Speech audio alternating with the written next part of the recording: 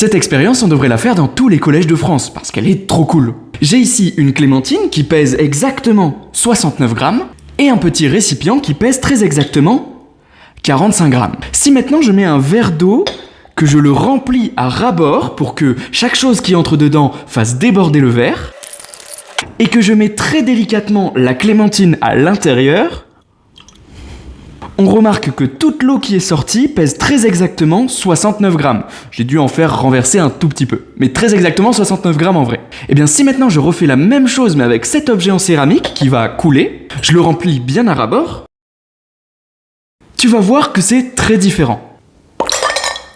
L'eau qui a débordé ne pèse que 12 grammes.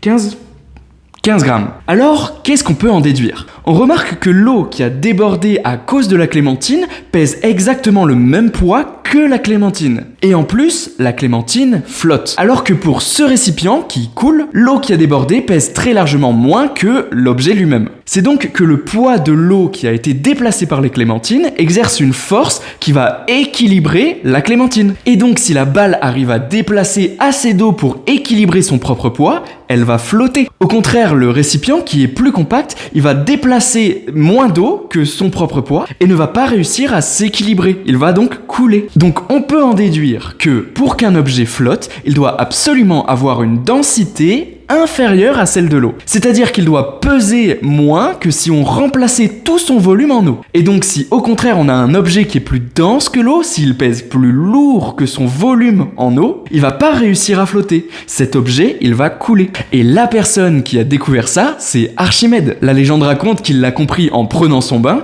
et qu'il est sorti de son bain en criant Eureka. Et plus tard, il reformulera ceci de façon plus scientifique, il dira que tout corps plongé dans un fluide, c'est-à-dire un liquide ou un gaz, va recevoir une poussée verticale vers le haut qui est égale au poids du fluide qui l'a déplacé. Et c'est grâce à ça qu'on fait flotter tous les bateaux. C'était Mike, à bientôt!